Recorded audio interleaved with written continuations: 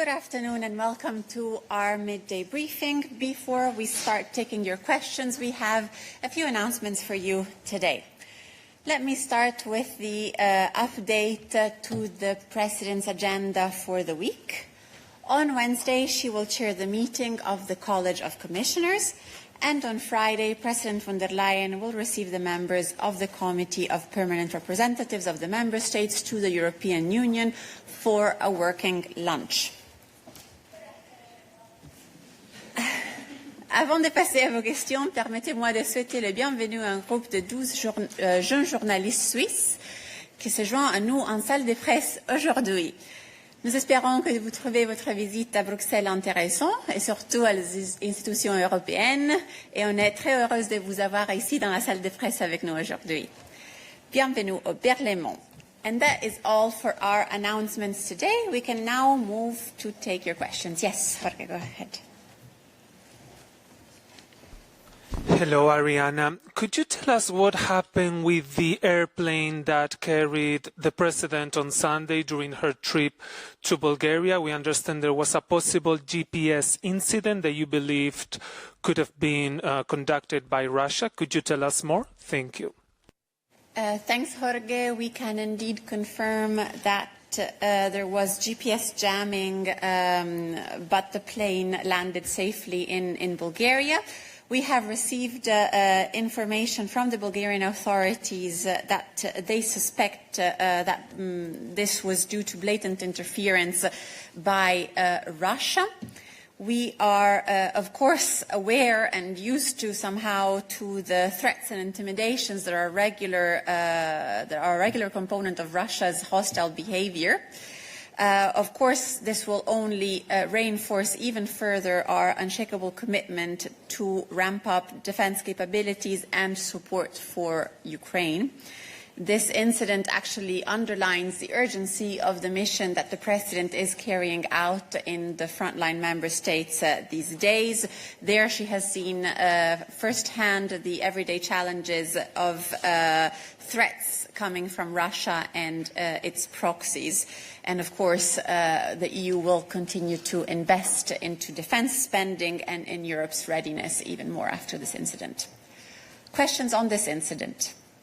Yes, go ahead. I think it's Maria.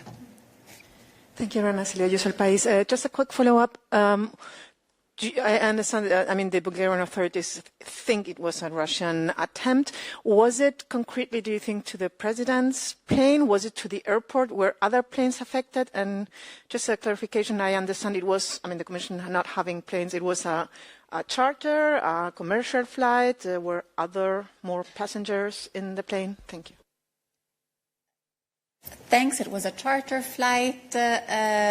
On whether this was intended to target the plane on which the President was traveling or not, I think the question is best asked for sure to the Russians, if indeed it is them who have carried it out, as the Bulgarian authorities suspect, and to the Bulgarian authorities who are looking into the matter. What we can say is that the Bulgarian authorities suspect this blatant interference was carried out by Russia, and this is the information we have received from them. Yes, go ahead. Thank you. Just for the details, because I didn't understood, was the President and the President's plane, was it derouted somehow because of the interference? Where was she traveling to, and has her route being somewhat deflected by the interference? Thank you. Thanks. I don't recall the exact name of the location to which she was traveling, but you can find it in our daily news of Friday, I believe, in which we have published a detailed agenda of her missions with the precise locations. As you might know, the President is visiting 7 frontline member states these days. She has started on Friday and is concluding the visits today. One of the stops was Bulgaria, where she was going to visit the front. And there was this episode of interference. The plane, in any case, landed safely in the original location where it was foreseen to arrive. So there was no change of route because of this. Yes. Angela Scoogens from TVP World. Can you tell us if there have been other suspected jamming attempts spearheaded by the Russian authorities, as well as what other actions will be taken in the future to prevent attempts such as this? Thank you. Thanks. I'm not sure I understand the question on other attempts in relation to the President or more generally. In relation to the President, I'm not aware of other incidents during this trip. On jamming practices, Anna Kaisa perhaps can provide more information.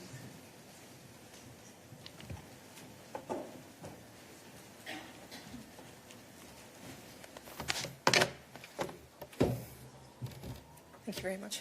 Where are you? In which corner of the world? Thank you very much.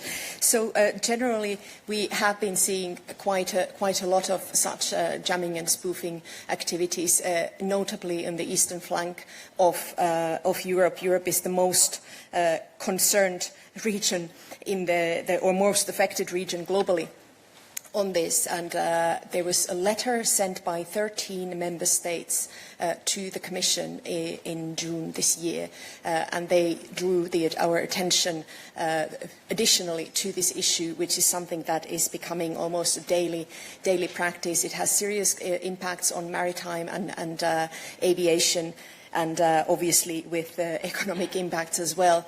So we are taking action on this. We are already working on an aviation-specific plan in cooperation with EASA, Eurocontrol, with our member states obviously as well, and air navigation service providers and the manufacturing industry. So in these kind of cases and what is happening, the collaboration, the exchange of information and the cooperation of the member states is of course paramount. And then, of course, Thomas will be able to tell you more about our Galileo. That can be highly useful for this as well when we monitor and when we develop our strategies to prevent this. But it is something that is very much on our radar. There was increased amount of such events, which also sparked the member states to ask us to take this up in the Council formation to have a discussion about this. And now that I had time to check, it was Plovdiv International Airport in the south of Bulgaria. Apologies for not remembering the name on the spot. Go ahead with your question. Thank you. Antoine Muto for Japanese TV and HK. This might seem obvious, but just in case, did the Bulgarian authorities already told you why they are concretely suspecting Russia of being involved in this specific disturbance? And have they already provided you with some concrete hints or proofs? Thank you. Thanks. No, this is a question best addressed to the Bulgarian authorities. All I could do is refer their suspicion on this incident. Of course, it is for them to investigate. It was in their territory that it occurred. It concerned, I understand, the entire airport at the location, therefore perhaps also affecting other planes. This I wouldn't know. It is for the Bulgarian authorities to confirm, and it is for them to investigate what happened. Go ahead.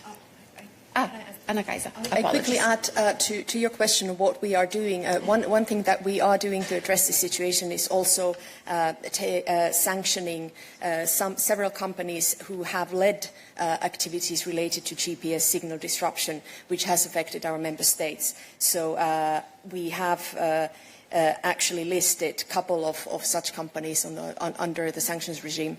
So this is something that we are also very concretely, it's a very concrete step that we have taken in the very obvious, blatant case of these originating from Russia.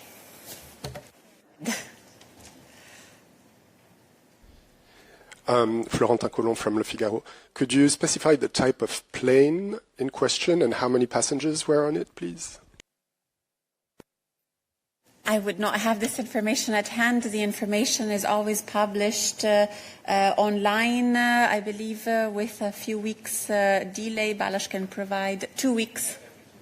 every 2 months, apologies. Every 2 months, the information on missions and on the means of traveling is published online, so it will become available, but I wouldn't have it at hand right now. Yes, go ahead, Carl. Carl for Les Echos. Yeah, so the problem has been known for years now, and European authorities have been working on alternative solutions. Can you please elaborate on these solutions? What are we trying to do, like develop alternatives to GPS, other satellite navigation systems? And can you please explain what happens when a plane loses its GPS signal? I assume they have other satellite systems they can rely on? I do have to admit that my expertise on operating an airplane is rusty, as I'm just back from holidays, but it will be back to speed tomorrow, and I will be able to tell you how to switch from autopilot to not autopilot and what it means when you are operating a plane in the cockpit. On what we are looking in terms of strategy to address this, obviously the first step is to make sure that all actors who have any kind of involvement, any kind of expertise, knowledge, and also we have to look into the competencies, the airspace, all these things. It's very much a mix of economic actors, political actors, safety, security, etc. So we are now rather looking into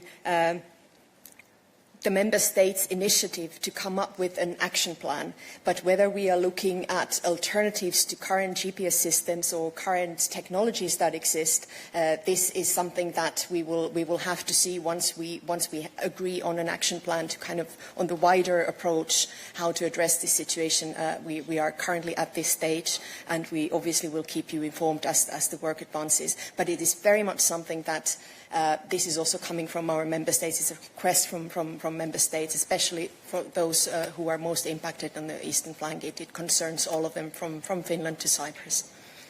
Go ahead, and then turn to the side of the press. Bonjour Isabelle Horry pour l'Express et la RTS. Je rebondis sur quelque chose que tu as dit tout à l'heure, que Thomas pouvait nous expliquer Galileo. Qu'est-ce que ça change Galileo par rapport au GPS? Parce qu'il y a, dans les deux cas, il y a un signal.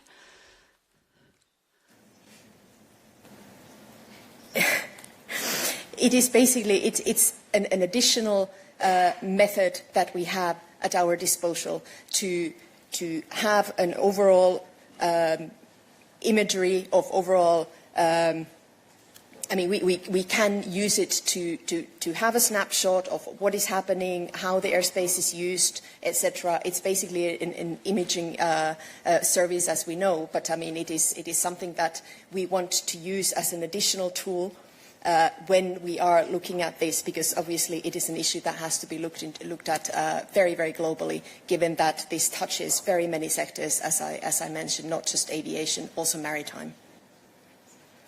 Thanks, Anna Kaiser. We continue. Thank you, Kromaya, for your active.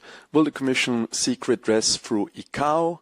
Will it seek a whole of EU suit against Russia at ICAO? Currently, it's only the frontline countries affected by Baltic jamming that are seeking redress against Russia, like, let's say, stripping it of civil aviation frequencies.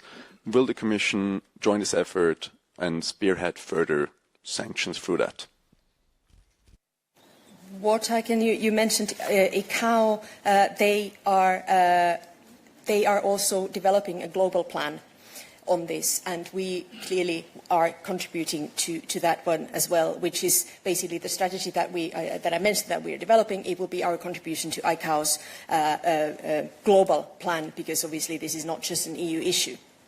To what we are going to be doing on the sanctions, I would leave that commenting to colleagues, but we have already sanctioned some of these companies and individuals that have been behind these actions, and from the Commission point of view, that is one side. sanctions obviously more for member states to agree on, but from our side, where our competencies are, is now to work together with our member states and with the actors that I mentioned to ensure that we do have an action plan, and then see what is possible. What is possible within the framework that we work in to look for alternatives and look for more effective means to address this situation that clearly is something that is ongoing as we speak. Quick follow-up, yes. So the Commission response is to work towards an action plan to tackle this. This is one of the ways. The other way is that we have sanctioned specific companies, specific individuals behind these kind of jamming and spoofing, and then we have to also address the situation according to our competencies. And one of them is that we take input from our member states. We work with Eurocontrol, with EASA, as well as the air navigation service providers, and we come up with a plan, and then obviously the plan can include more concrete actions, something that have more teeth to really concretely address this, but for the moment this is what we are doing. Thanks. I'll take a couple of questions from remote and then we'll change topics. Since it's already 20 minutes we are discussing this matter. Valérie.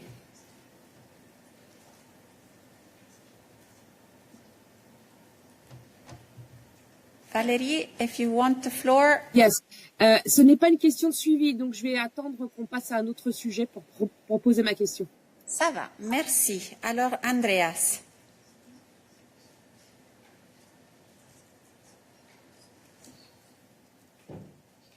President, sorry.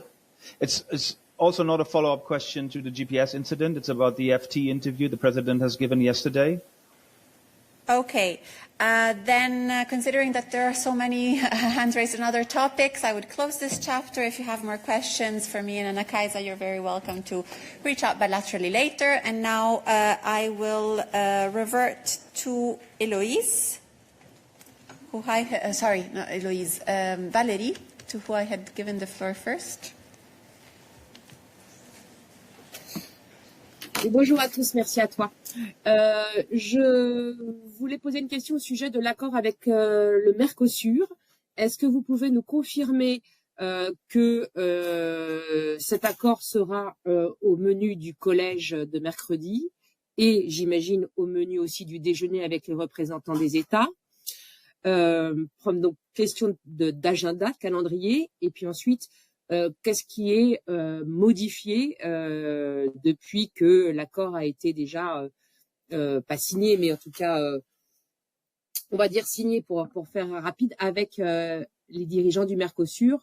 Concrètement, est-ce que les clauses de quels sont les critères qui vont être utilisés pour les clauses de sauvegarde? Est-ce que ce sera des clauses de sauvegarde automatiques ou bien activées aussi selon les marchés ou les zones? Et puis, qu'en est-il aussi des clauses miroirs, la réciprocité? Merci.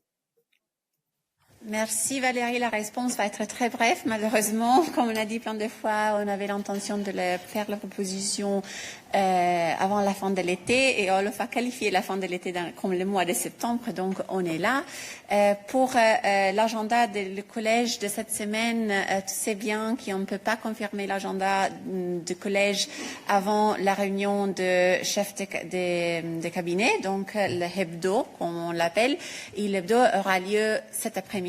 Donc, on sera en mesure de confirmer l'agenda du collège seulement demain et pas maintenant. Et je crois que, bon, qu'est-ce qu'on va proposer? C'est clair qu'on doit attendre d'avoir la proposition éventuellement adoptée par le collège avant de pouvoir la commenter. Donc, pas des informations à partager à cet stade. D'autres questions à propos de le commerce? Questions on trade? Okay, let's start here. Questions on trade, and then I will revert online. Oui, bonjour, Olivier Beau, AFP, c'est toujours sur le Mercosur. Est-ce que vous allez nous annoncer la décision prise par l'agenda de la réunion des commissaires mercredi? Est-ce que vous pouvez faire une annonce dès aujourd'hui sans qu'on attende le midday demain? Et plus généralement, qu'est-ce que vous comptez proposer comme communication sur la proposition qui va être faite pour le Mercosur. Est-ce que vous allez la publier? Est-ce que ça sera juste le read-out de la réunion de mercredi? Si, évidemment, c'est à l'agenda mercredi. Merci. Merci. Normalement, on va annoncer l'agenda demain au midday. Si jamais on peut le faire plus tôt, je vais le faire. Mais en général, on le fait au midday, donc ça sera pour demain à 12h. Et moi, je ne peux pas confirmer qu'est-ce qu'il y a sur l'agenda de collège, donc clairement, on ne peut même pas confirmer les événements de presse qui on va proposer ce jour-là.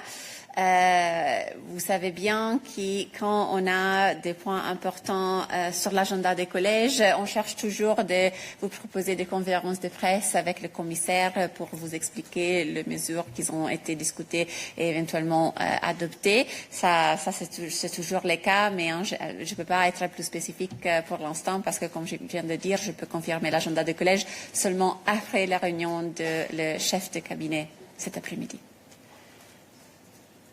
Other questions on trade? Okay, go ahead. Just a quick question on the same topic, Krishnan with Ends Europe. Can you, by any chance, clarify if Mercosur is on the agenda for the Hebdo meeting today? No, we don't comment on agendas of the Hebdo, but nice try. Other questions on trade? Go ahead, yes. This is on the Rebecca from Carbon Pulse, on the carbon border adjustment mechanism. I think it was last week or the week before the EU said it would grant additional flexibilities to the US on CBAM. So it would be great to know what those are, or at least what the timeline is when you will announce those. And also there was South Africa requested the same flexibilities. So what is the Commission going to do if all the countries start asking for the same flexibilities? Thank you. I think colleagues will have to revert to you on this one. In general, with the US, there was a general commitment to cut red tape, facilitate, and this is the intention of the upcoming work. I don't think we can be more specific about it at this stage, but Anna Kaiser will check and revert bilaterally later. I take a couple of questions from remote. I presume they are on trade. Naomi? Hi, it's actually on a different topic, sorry. Then let me try with Fabio. Yes, hi, it's Fabio Napoli for Public Policy News Agency. It's on trade, in fact, on Mercosur. Maybe, I was wondering, maybe you can tell us the agenda of the meeting with the ambassadors on Friday. Is the Mercosur or is the Mercosur deal part of the agenda of this specific meeting? Thank you. I'm afraid not.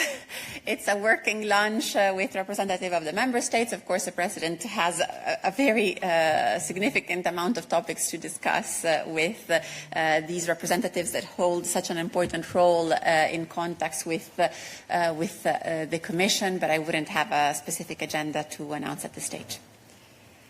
Other questions on trade? Not the case. Okay, other questions. Go ahead. Yes. Euroscope Georgia.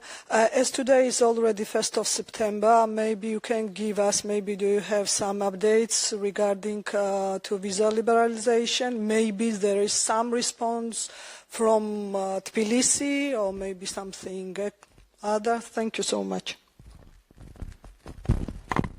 Marcus, here in the first line. Hi, thank you for the question. Yes, I can confirm that the Georgian authorities have replied yesterday to the letter sent on 14 July by the Commission.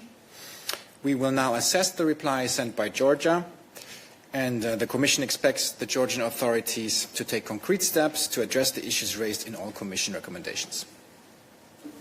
You have a follow-up. Go ahead. Is it possible to tell us what's inside of this letter? Like they implemented some of from these like issues or not, or can you tell us more details? I cannot, as you know, this kind of correspondence we don't publish. Other questions for Markus on this matter or other matters he follows? I see a number of hands raised from remote. I'll give it a try. Ekrem, is it for Markus?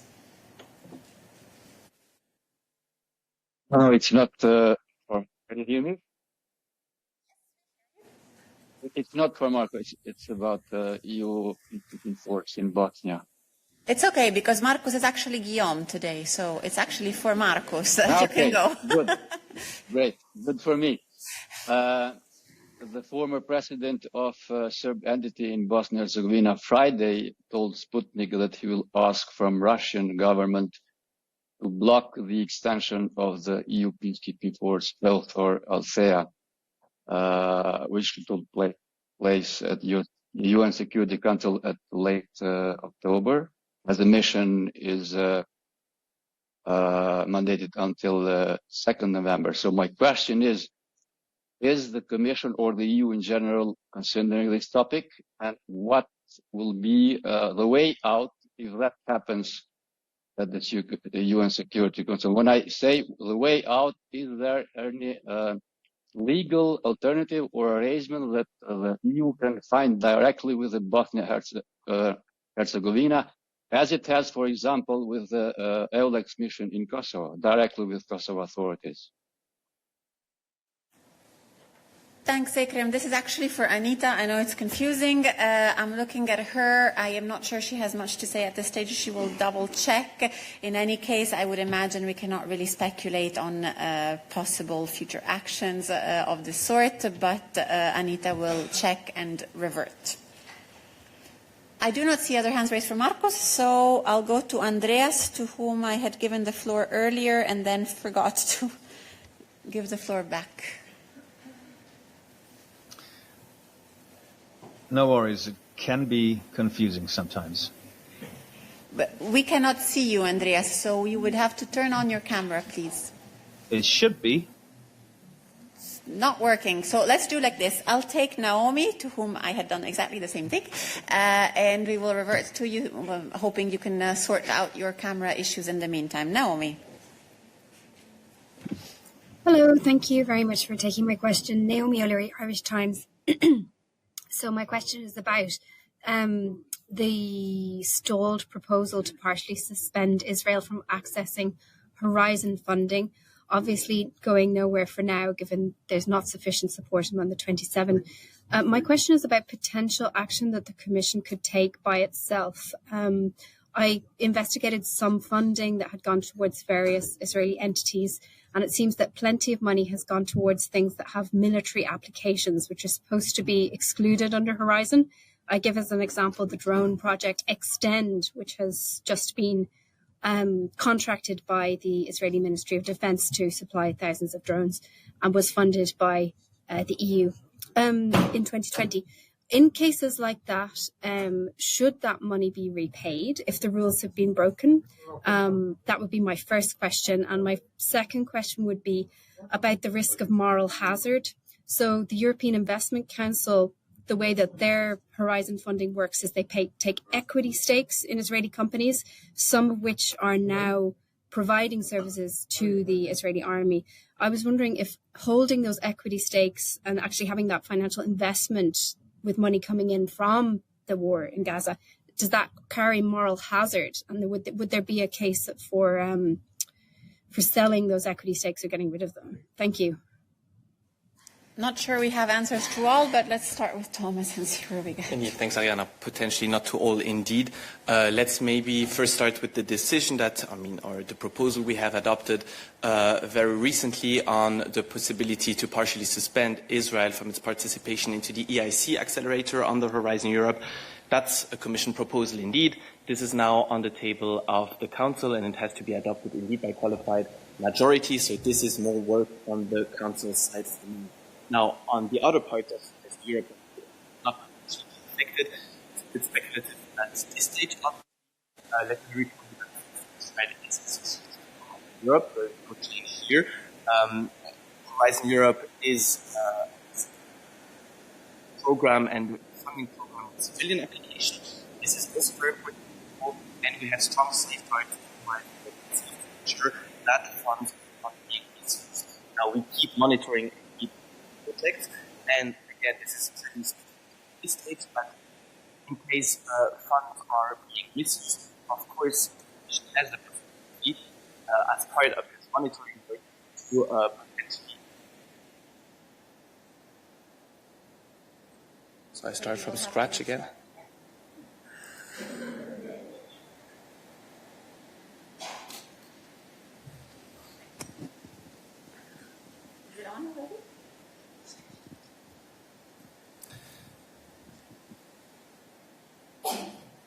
Can I try? Is it okay now?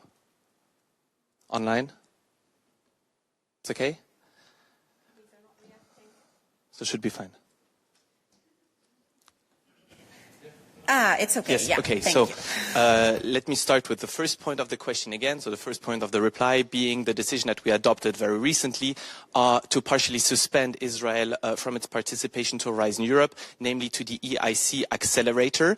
That decision has been adopted by the Commission. It's on the table of the Council. It has to be adopted by qualified majority voting. So this is more a question that you have to address at this stage to the Council. Now, on potential other measures and decisions that the Commission could or could not take, this is a bit speculative. I will not enter into that. Let me maybe recall two important points. Israel is associated to Horizon Europe. There is no change there. And Horizon Europe, it's our research program that is funding civilian projects. Now, of course, we have several mechanisms in place to make sure that this civilian aspect is, of course, met. We keep monitoring development, and again, extremely speculative at this stage, but the Commission, in its monitoring work, has the possibility to terminate a contract, to suspend a contract, and to get the money back in case of need. Naomi, you have a follow-up.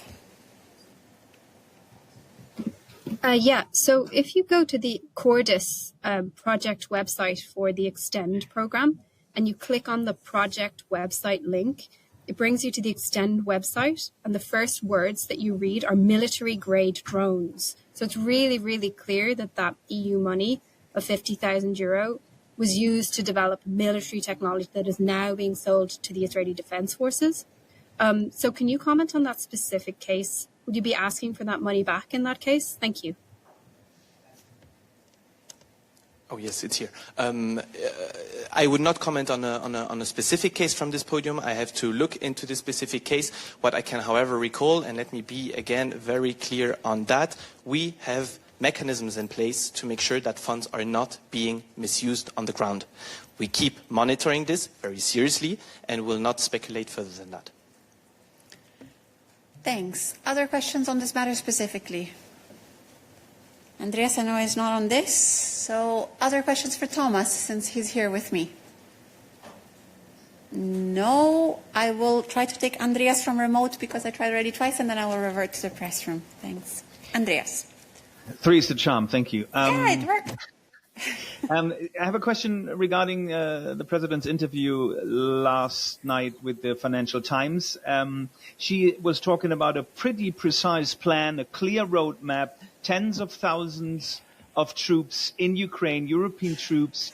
She has gone very far here. Can you explain a little bit further in detail?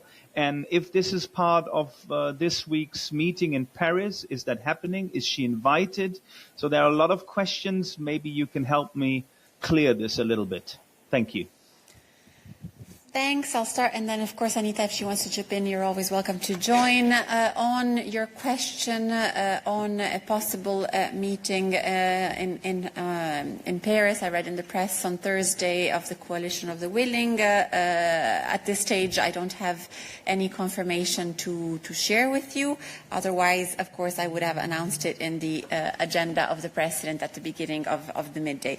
On her interview, I believe she has further elaborated on what we have always been considering, or whether she has always been putting forward, and us as Commission as well, as key elements of security guarantees for Ukraine. Security guarantees for Ukraine should come, in our view, first and above all from the strength of the Ukrainian armed forces, who should not be restricted in their scope, in their numbers, and in the possibility of cooperating with third countries.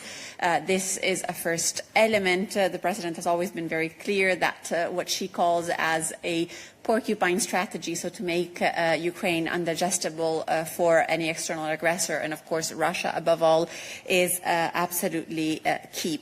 Second line of these security guarantees would be indeed the support provided by the coalition of the willing, and of course the European Union with them, with a commitment by the United States that she has always welcomed and is of relevance in ensuring security guarantees that can provide Ukraine with sufficient certainty going ahead. She has indeed elaborated a bit further yesterday evening on what these security guarantees could be looking.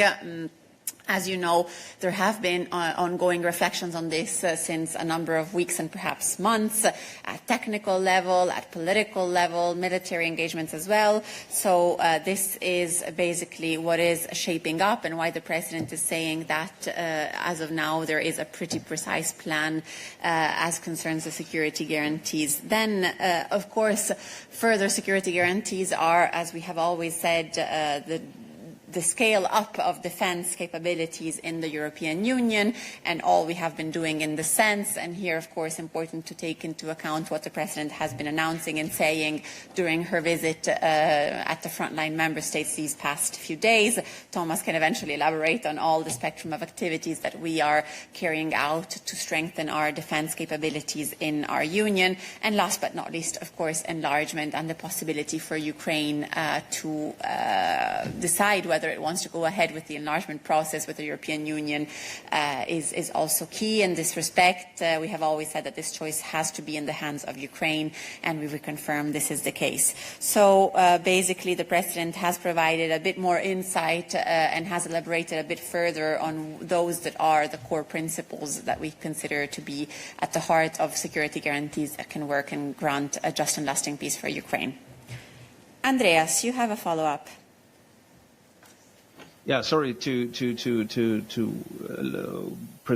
make a more precise. So this sounded, maybe the journalist got it wrong from the FT. This sounded more that there is clear ideas, a clear plan, and when you look to Berlin, to Paris, to London, especially to Berlin, from our German perspective, of course, it seems that there's not that kind of clarity. So where does the confidence of the President is coming from in this matter?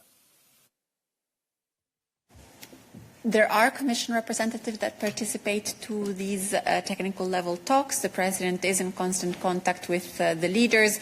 Therefore, it is the view of the President, formed through this information that she gets in discussion with the leaders, as well as technical level engagements, that there is a plan that is coming to shape. There is a clear roadmap, as she has said, towards building these security guarantees.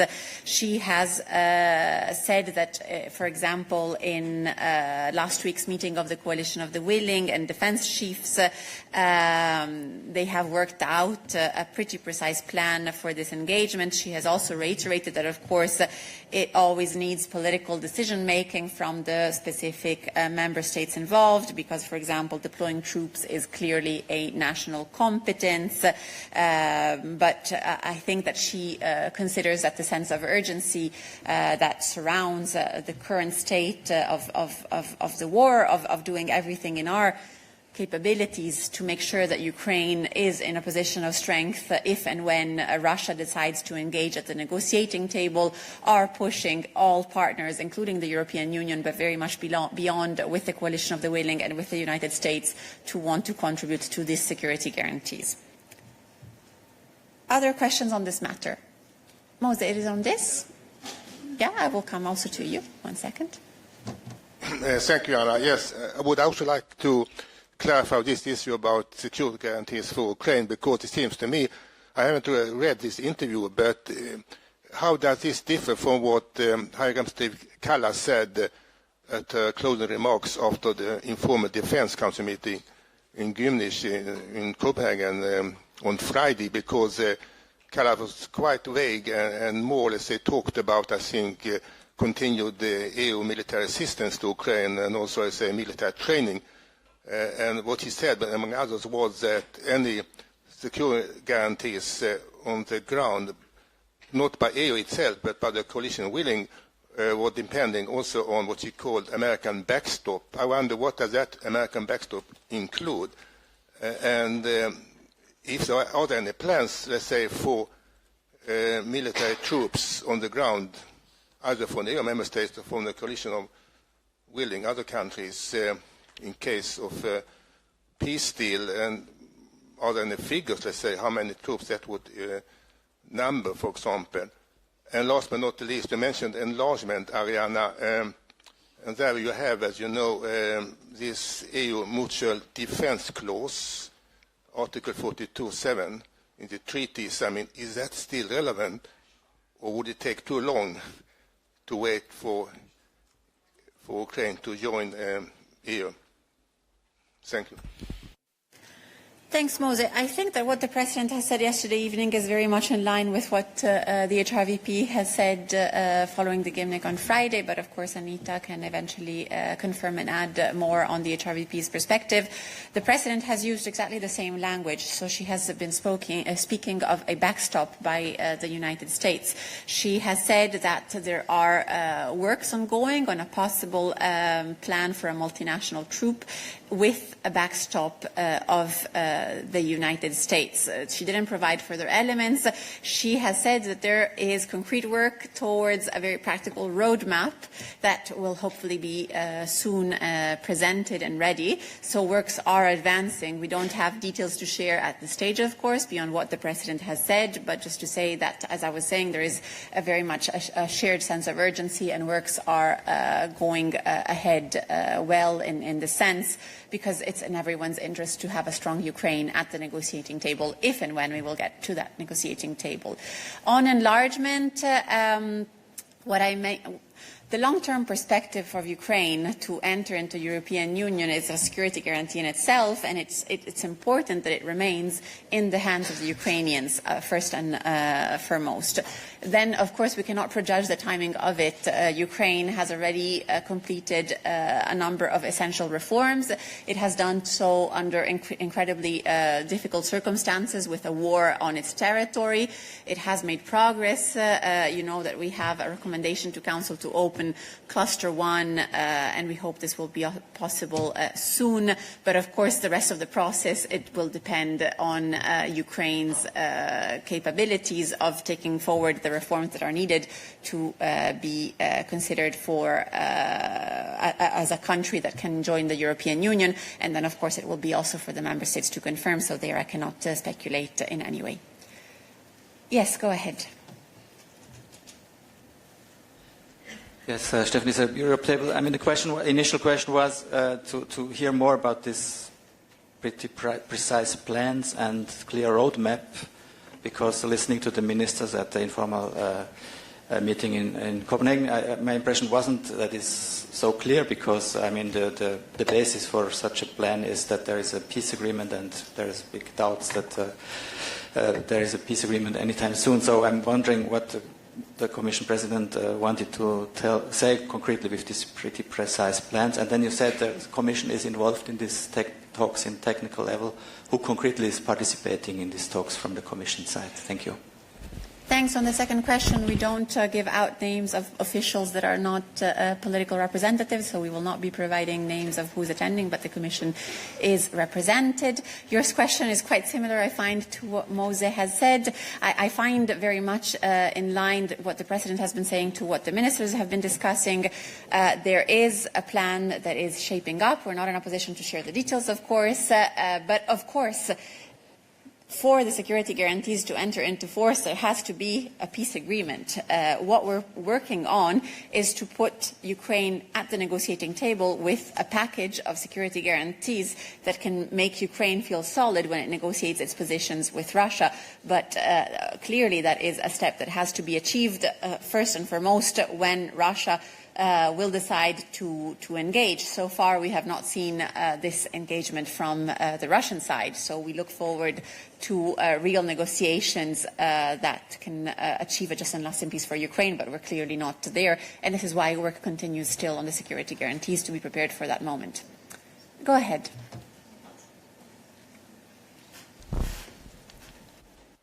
Thank you, Vitaly Sizov. Freedom, just clarification. Yesterday, President mentioned multinational troops with a backstop of the Americans and presence of the Americans. How President and the EU do see this presence of Americans? Is it troops on the ground, in air defense or air forces? If you can clarify. Thank you. No, I'm afraid I don't have more details to share. This possibility of support by the United States to the security guarantees came out of the meeting that was held in Washington a couple of weeks ago, and at that time the President has welcomed the commitment of the United States to participate to the security guarantees, but she has never entered into the detail of what this participation would look like. She has not done so yesterday, so of course it's not also for me to do this today. Go ahead. I imagine it's on this.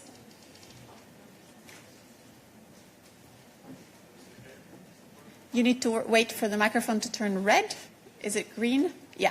Now it will turn red and then you can speak. Perfect. Alistair Caper for Follow the Money. Thank you for taking my question. So today Follow the Money reported that Commission President von der Leyen set her text messages on the messaging app Signal on auto-delete using Signal's disappear. I am sorry. Is this related to security guarantees in Ukraine? No, it isn't. Okay, then wait 1 second, please. Apologies. Okay, we go by topic. Yeah. Other questions on this matter? I have a couple of hands raised from remote. Fabio, is it on this? Yes. I'm wondering if you can tell us the Commission's opinion on the possibility that China will join these peace forces in Ukraine. Thank you. I have just outlined what the view of the European Commission is as regards the security guarantees. As we said, a very strong Ukrainian armed force, strategy of the porcupine, inadjustable for Ukraine, important security guarantees by the coalition of the willing, by the United States, with this backstop by the United States, as we were saying, then defense in Europe, and these are the core elements of it. Fabio.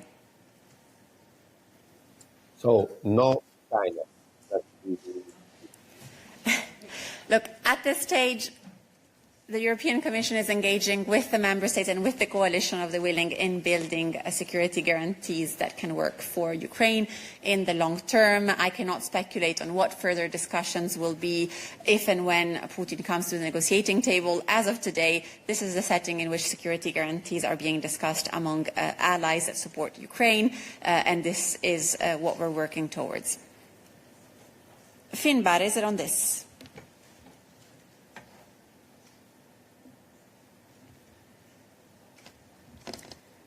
Finbar, you need to press on speak.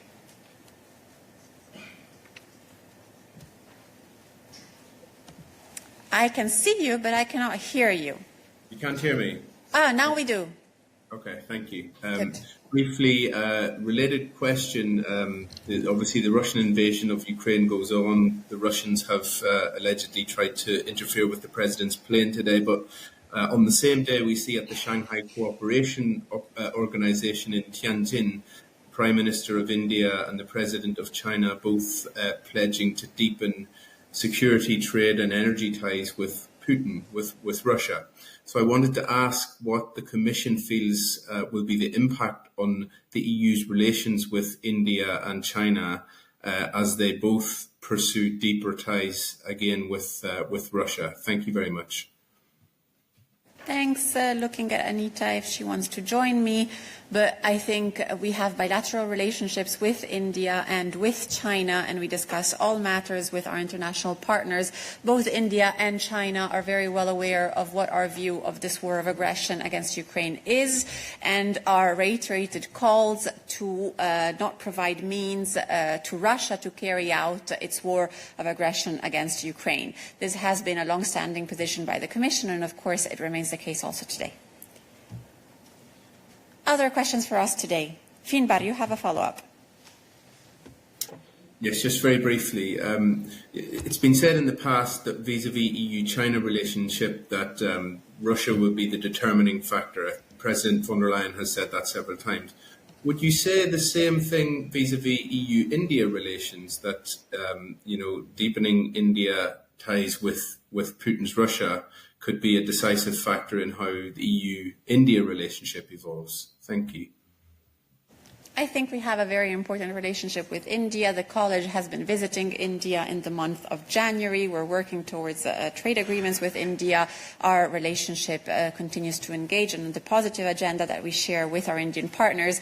In this context, of course, we also mention those that are elements of concern for the European Union, and clearly Russia's war of aggression against Ukraine is at the top of those concerns. Other questions for us? Jorge, go ahead. Yes, it's about Bulgaria again, but a different theme, because there were reports that there was a nationalist demonstration while the president was there, and they tried to prevent her from entering a weapons plant in a city that she was trying to visit. They were blocking the car that supposedly had the president inside. So can you tell us if the president was indeed in that car that the nationalists tried to stop, or was she entering through another passage? Thank you. I would not have this information myself, as I am not traveling with her, so I'm not aware of which car was allegedly stopped or not. It's true that she was going to visit this plant. She actually visited this plant, as can be seen by the images. I did not have feedback of specific issues on the ground other than the GPS jamming we were mentioning before. Demonstrations can happen, of course, in all member states, and do happen in many locations around our union or not. It's a legitimate possibility for people to express their views. So I wouldn't have information on this specific instance, but it would not be the first, and I imagine not the last. The President's agenda is well known, so if people want to express their views in her presence, it can happen from time to time. As I said, I don't have specific difficulties to report on. Yes, go ahead. Thank you. Céline Schoen-Crochet from the French daily La Croix. So I'm just back from maternity leave and trying to catch up with everything that happened since the beginning of the year. And when it comes to simplification, there's really been a lot. Even though if we are already close to the first anniversary of the Draghi report, and I have the feeling that there hasn't been a lot on capital union, common debt, or the idea of investing more together. So I was planning how you plan to fix this imbalance, and also when. Thank you.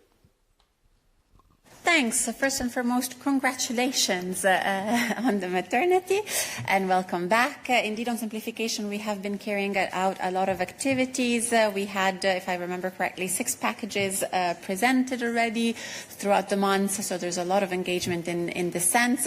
Of course, the President has outlined a number of key priorities for the European Union, both in her political guidelines and then at the start of the mandate. She has delivered, or this college has delivered on a very wide number of these priorities, but of course work remains to be done.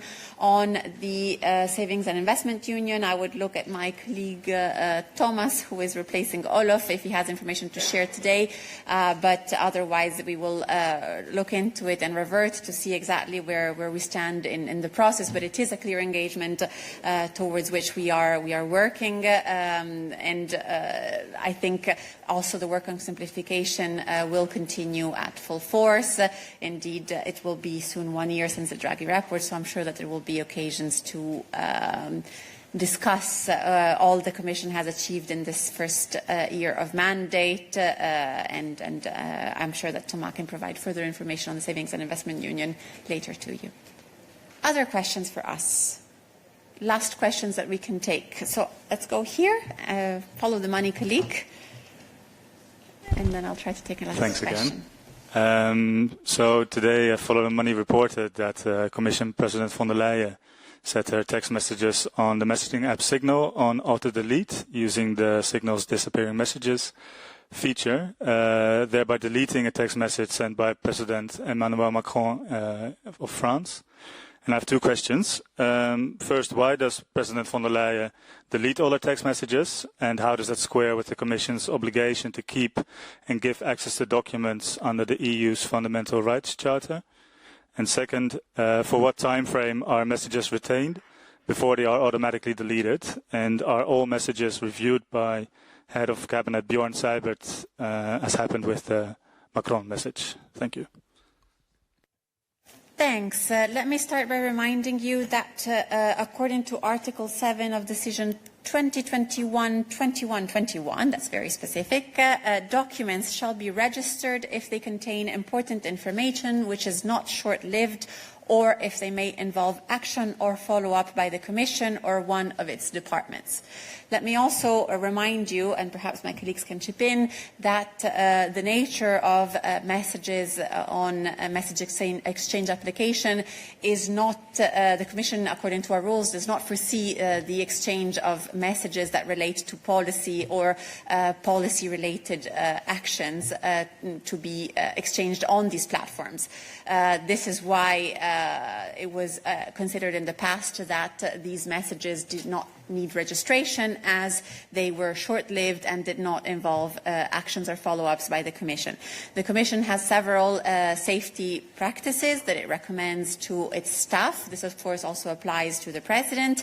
This includes, for example, the exchange of devices at a regular basis with a formatting of the previous devices. It happens for all staff members, of course, at different points in time throughout the year and throughout the mandate.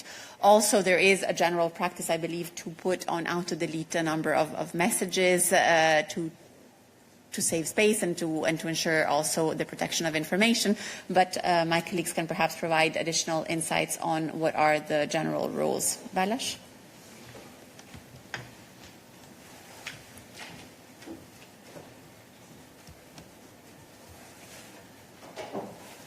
Indeed, and I think I would just recall that in May 2025, the court actually confirmed that the rules that Ariana has just referred to are absolutely fine. So the way we handle access to document requests and the way we manage documents within the Commission have been found to be effective by the court. And indeed, the rules are the ones that Ariana has just referred to. On the one hand, it is possible that SMSs may have to be registered, but only if they do not contain short-lived information. In other words, only if they contain information that would require follow-up from the Commission. And on the other hand, indeed, when it comes to members of the College, there is a practice of frequently exchanging mobile devices, for example, and in such cases only a very limited amount of information is transferred from one device to another. And for what concerns Signal specifically, there is a checklist that we have published in July of 2022 called Checklist to Make Your Signal Safer, issued by the Competent Commission Service, that recommends activating disappearing messages feature specifically to prevent possible data leaks. And of course, the President has activated this feature to comply with the rules. All this information and a lot more information on this matter can be found in the decision that we have adopted on the 28th of July on an application of access to documents and is publicly available. If you cannot find it on our websites, we are, of course, very happy to point you to the relevant link, but it is public, and there you can find all the reasoning of why the messages were not retained. You have a follow-up. We will have to close midday because it's more than an hour, so a short follow-up. Yeah, just on my second question, is it correct that all messages are reviewed by Mr. Seibert, or who is responsible for reviewing these messages? Thank you. As said, disappearing messages feature is activated. The messages to be retained are purely the ones that contain policy indications or require follow-up actions by the Commission or its departments. In the few cases of doubt, because very often it's very straightforward that they don't comply with these requirements, it is the President, together with her head of cabinet, that looks into the messages. In the specific message that you're mentioning, as you can read in the decision, which I believe we have shared with you already and is at the basis of your article, so I think I'm repeating things that you know very well. But the President and her head of cabinet discussed the message, and they considered that it related to a very well-established and very well publicly known position of the Commission that was communicated by France positioned by France to the Commission, in the past also Council formations, and therefore there was no value added in keeping the message as it related to matters that were very much already in the public domain. With this, since it's more than an hour we're together, apologies I cannot take your question. Let's discuss bilaterally now. I wish you all a very nice afternoon. We will be back tomorrow with our next midday briefing. And thanks a lot to everyone, also the interpreters, of course, for having helped us out today. Goodbye.